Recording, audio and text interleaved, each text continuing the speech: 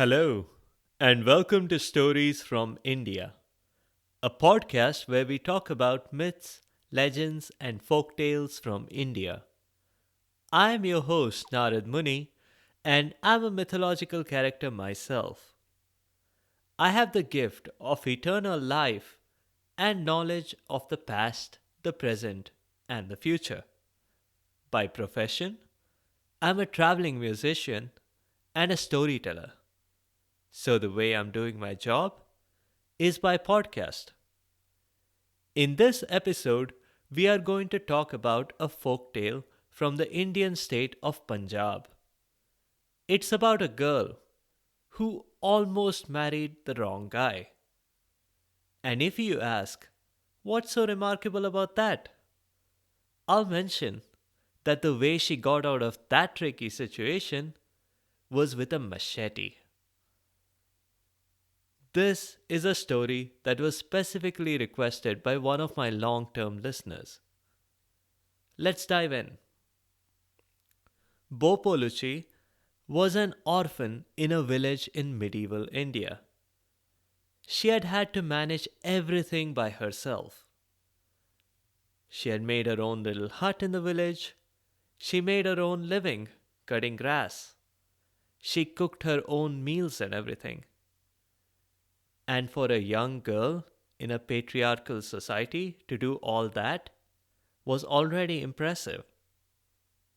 She was a hard working girl without much fun in her life.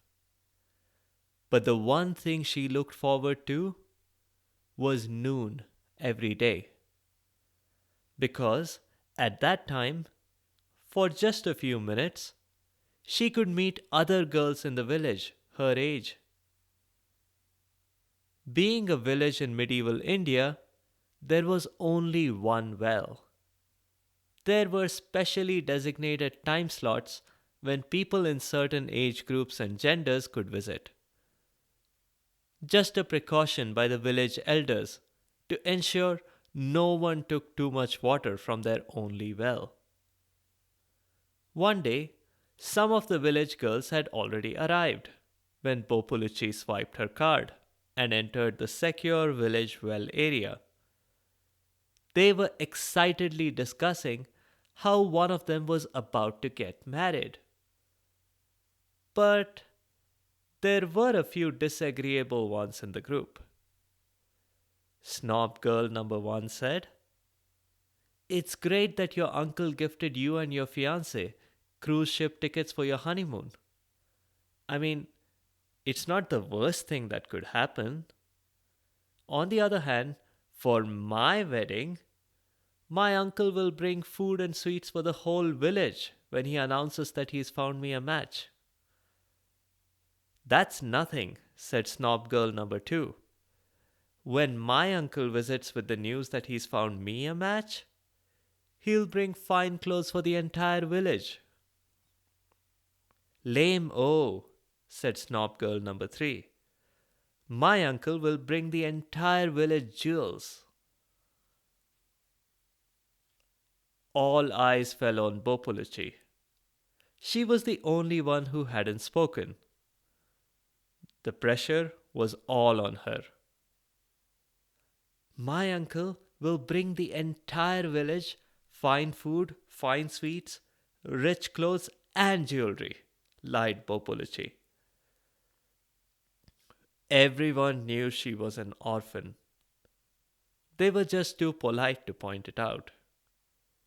She should really have kept quiet though, because there was someone besides her friends who heard her say that. It gave this mysterious eavesdropper an idea. He continued to hide behind the trees, and when the girls were done water collecting, he secretly followed Bopuluchi to her home. Having carefully noted its exact location using the GPS signal on his phone, he returned the next day with horses loaded with food, sweets, clothes, and jewels., was regretting her lie about her non existent uncle when her doorbell rang. Lo and behold, who was that? It was her uncle. At least, he claimed to be her uncle. He claimed he never knew her, but he knew her parents when they were little. That can't be, said the girl. My parents didn't meet until they were about to be married. Of course. I'm the guy who introduced them to each other, the uncle said. Oh, so you're Bharat matrimony? Why didn't you say so? Don't call me Bharat matrimony. I don't go by that name anymore. He handed her a visiting card.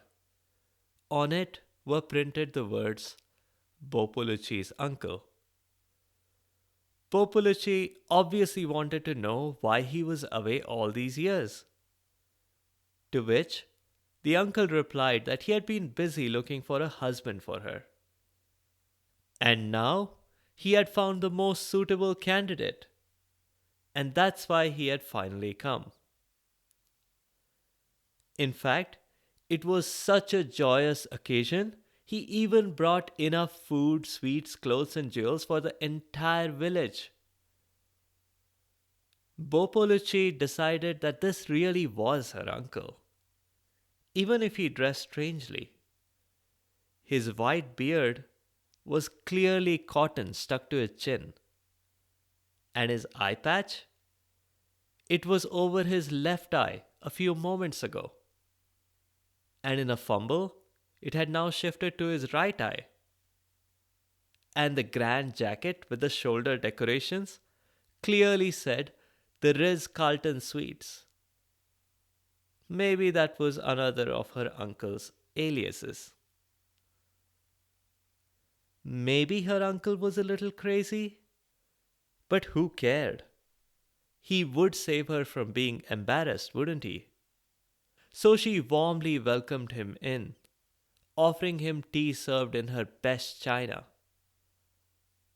Snob girl numbers 1, 2, and 3 really did have a jaw dropping moment when Bopolucci took her uncle to their houses first. All gifts distributed, Bopolucci asked about whom she was supposed to marry. Like it's great and all that you've picked someone, but I have to evaluate anyone before we sign on the dotted line, she said. Of course, her uncle said. We'll go there right now. Hop on the saddle. They set off.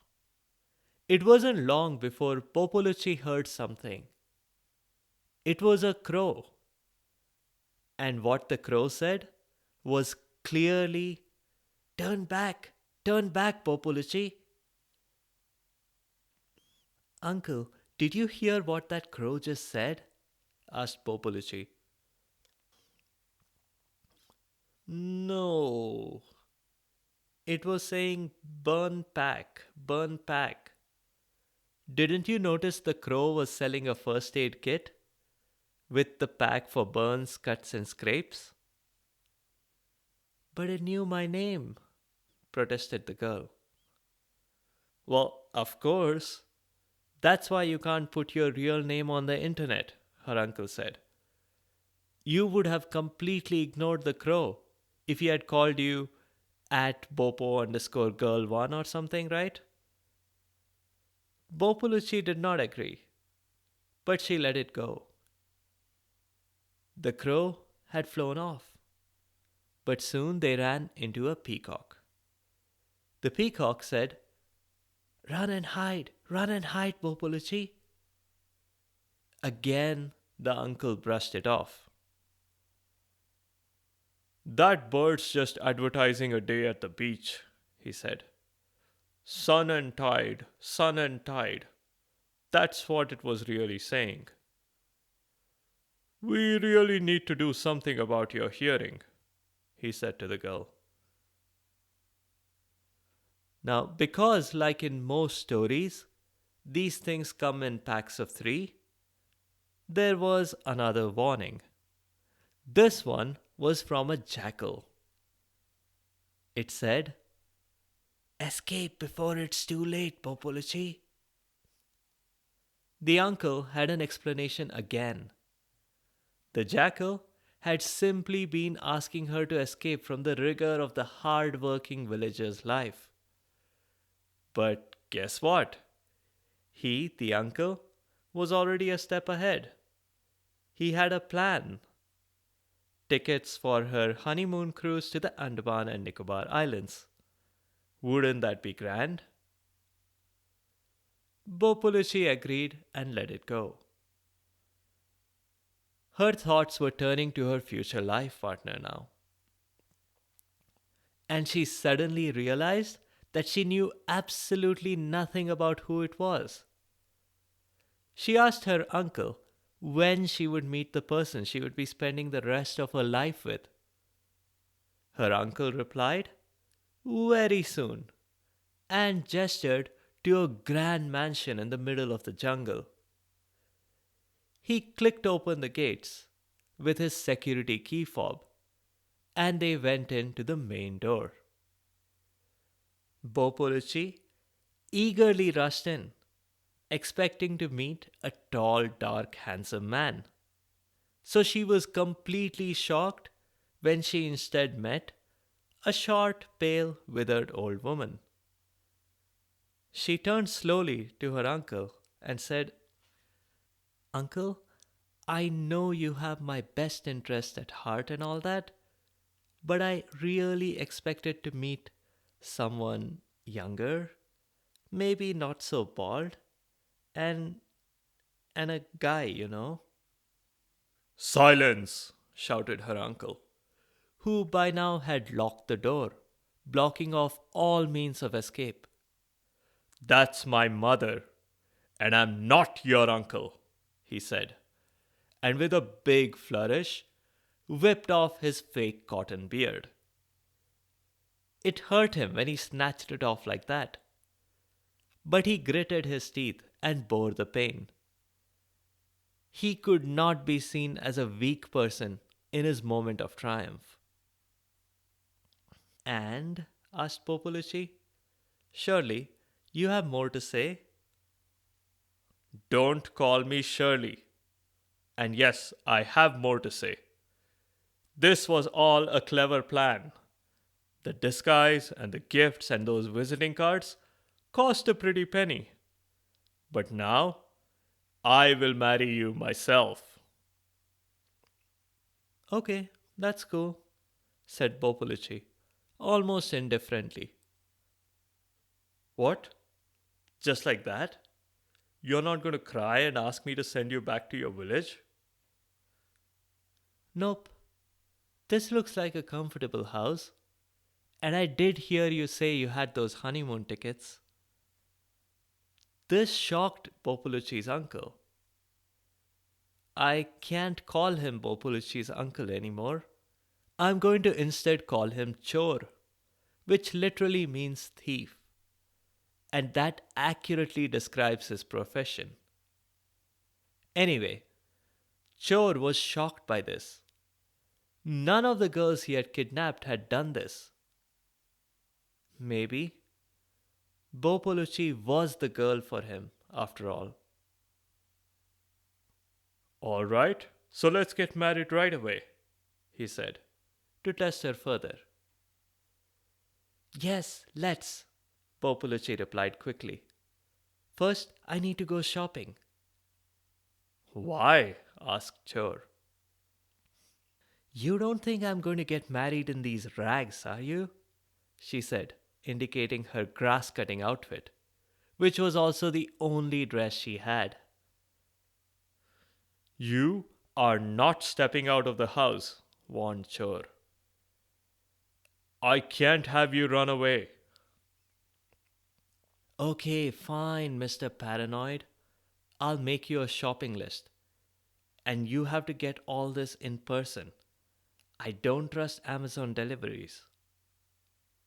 Chor, who was still surprised that Populucci hadn't resisted at all, eagerly went off with the list. Popolucci's lack of resistance was a trick, of course.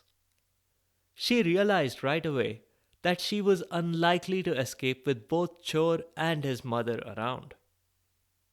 The shopping list was simply her way of divide and conquer. She undid her very long hair and began brushing it in front of Chor's mother, who, as I previously mentioned, was completely bald.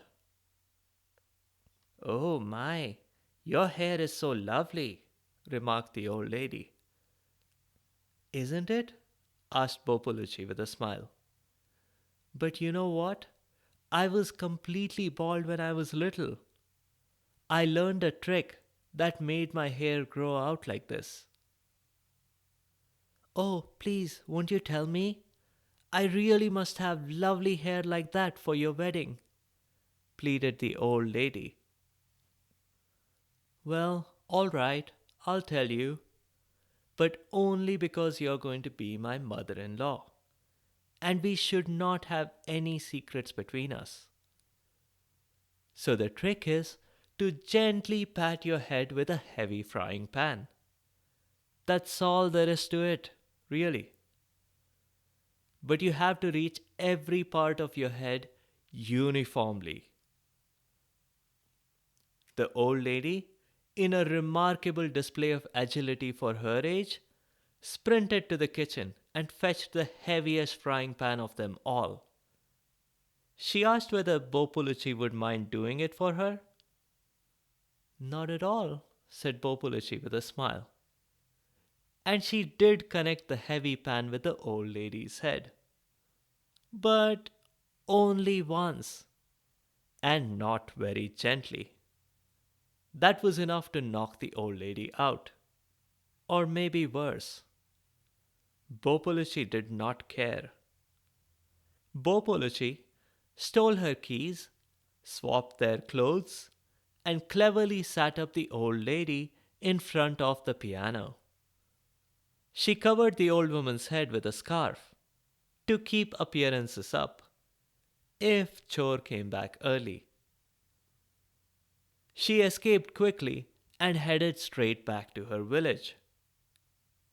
Meanwhile, when Chor got home, his hands full of heavy shopping bags, he was disappointed that nobody came to help him. Moreover, when he saw Bopolucci sitting in front of the piano, it annoyed him that she hadn't even greeted him. He threw all the bags at her. And when she did not move despite that, he investigated more and then discovered, to his horror, that it was his mother under the weight of those bags. And he found that his mother had passed away, probably from the impact of his bags. Oh no, what had he done? But wait a minute. Why was his mother wearing Bopolucci's clothes? A quick search of the house revealed the girl was nowhere to be found. And his mother's keys were missing. That could only mean that Bopolucci had escaped and was probably also responsible for his mother's demise. He got extremely angry. He would hunt the girl down if it's the last thing he did. As it turned out, he was about to get his wish. Bopolucci, meanwhile, was back at the village. She had done something heroic. She was certainly the hero the village deserved, but not the one they needed at that moment. So they smiled, appreciated her story, promised to nominate her for a Bharat Ratna, but they refused to let her sleep in their homes in case Chor came back. Bopolucci didn't give up. She went back to her own home and slept with a billhook under her pillow. A billhook is a kind of a sharp cutting instrument, a bit like a machete. Well, guess what? Chor came that night with 3 accomplices. To avoid the risk of waking up the other villagers, the 4 of them hit on the brilliant plan of carrying Bopoluchi's bed away. Of course, with Bopoluchi still sleeping in it. Bopoluchi didn't immediately attack them. She wanted them to get a little tired first. So, after they had walked a bit of a distance away from the village, she suddenly jumped into action, pulling out her billhook and swinging it wildly, attacking the people trying to carry her away. Getting very badly hurt like that, 3 of them collapsed, and the 4th one, Chor, took refuge up a tree. But Bopoluchi, like the clever girl that she was, had thought of every possibility.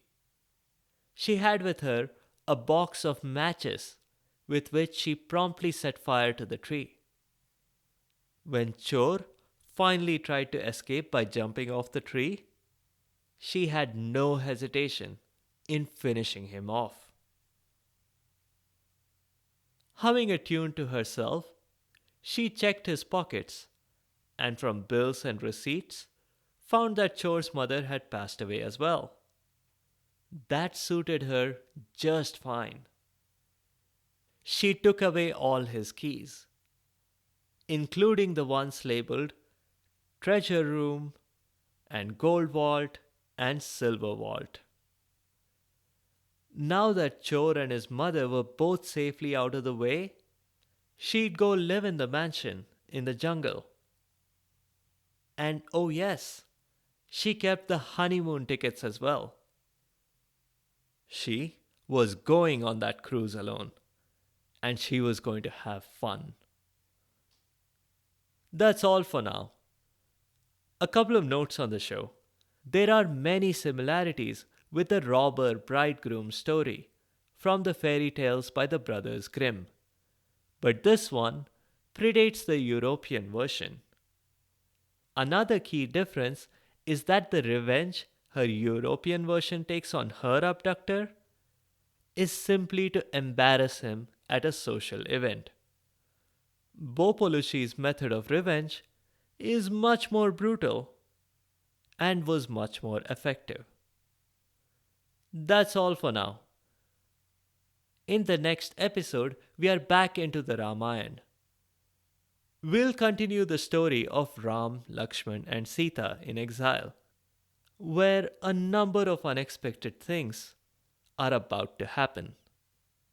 If you have comments or suggestions, or if there are particular stories you'd like to hear, please do let me know by leaving a comment or a review on the site sfipodcast.com or tweet at sfipodcast. You can also find me on Instagram and Facebook. Be sure to subscribe to the show to get notified automatically of new episodes. Thanks to all of you listeners for your continued support and your feedback. The music is from purpleplanet.com. That's purple-planet.com. I'll see you next time.